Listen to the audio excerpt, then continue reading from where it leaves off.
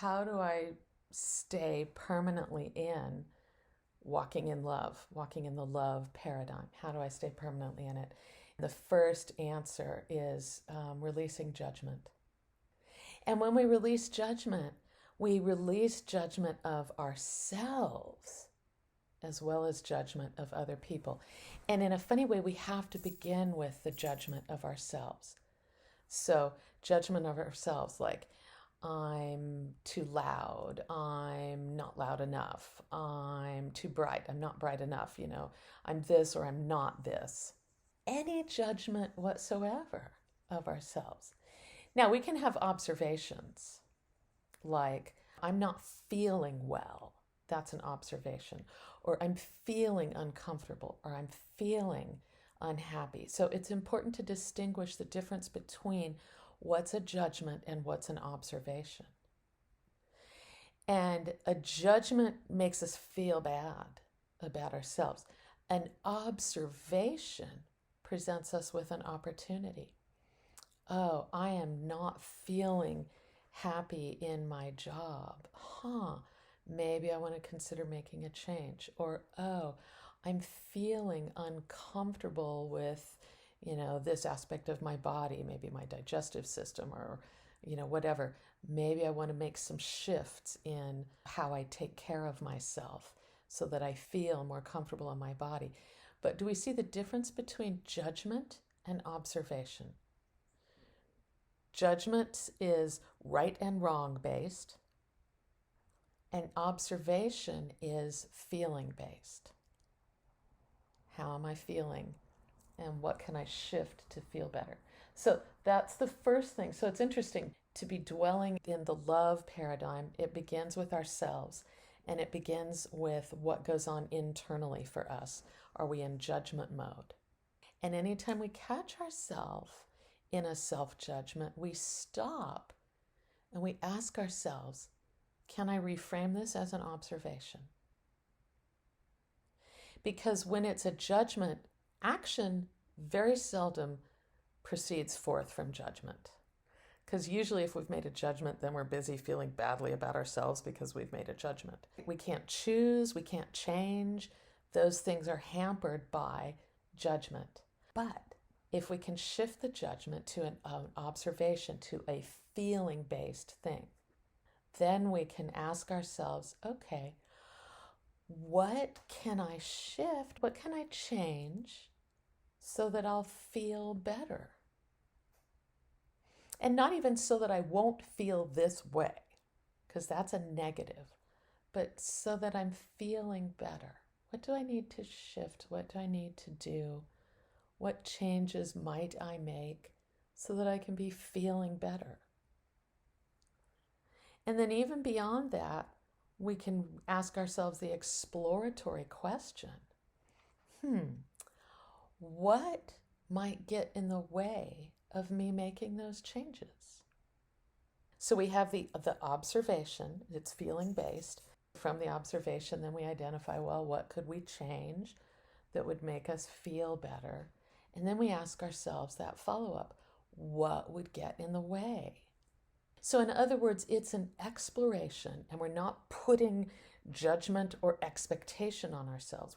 We go for what small things we can change, because once we begin changing small things, then that feels comfortable, and then we can add a little bit more at a time. But the important thing is, it all starts with not doing judgment, but doing observation. Because when we're in observation and feeling based and asking ourselves questions like, what can I change and what would get in the way of that? Do you hear the loving tone? It's a very loving tone. So even just in doing that, we've shifted ourselves into that loving perspective. Okay, so that's judgment of ourselves. Then there's judgment of other people. It's so easy to have that pull us out of the loving paradigm because other people drive us nuts. And so for us, it's judgment versus observation. For other people, it's judgment versus understanding. So We shift our understanding of that person to, oh, fellow flawed human. Fellow flawed human, just trying to be okay. And that fits for somebody doing something really bad and for somebody doing something really not so bad.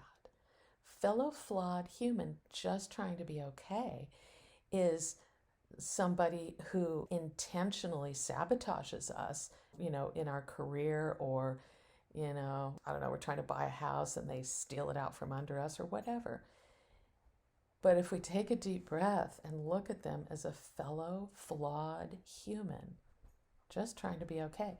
And maybe they're trying to be okay because they're trying to get something that we have that they want, or they're trying to be okay by making us look bad so that they feel better. Their action, it's not okay. It's never okay to be bad or a bad person. But we, in our judgment of them, we only make ourselves unhappy. And if we just simply go, oh, fellow flawed human trying to be okay. So there's judgment and there's understanding. So we shift from judgment to understanding. Then from understanding, we apply discernment. We ask ourselves, do I need to take any action about this? Am I being harmed? Is someone else being harmed? Do I need to take action? And then the follow-up question would be, what will be the most effective action? And we really look at that, like, is this the action that I want to take because I can rat them out and and get them in trouble?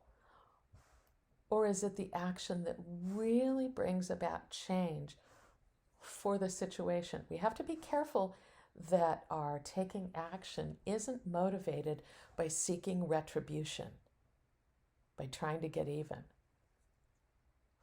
And sometimes it isn't hurting anybody. And if we just shift to that understanding, all of a sudden we feel better. Somebody cuts us off in traffic, we're not going to go chase them down. But if we just go, oh yeah, fellow flawed human, just trying to be okay, we have no way of knowing what's going on for that person. Yeah, we have no way of knowing. So just those two things, judgment of ourselves and judgment of other people, that shifts 90% of it into the love paradigm. And it gives us action things to do. We're not just shifting perspective, then we're also able to take action when necessary so that we're actually bringing about change in our lives.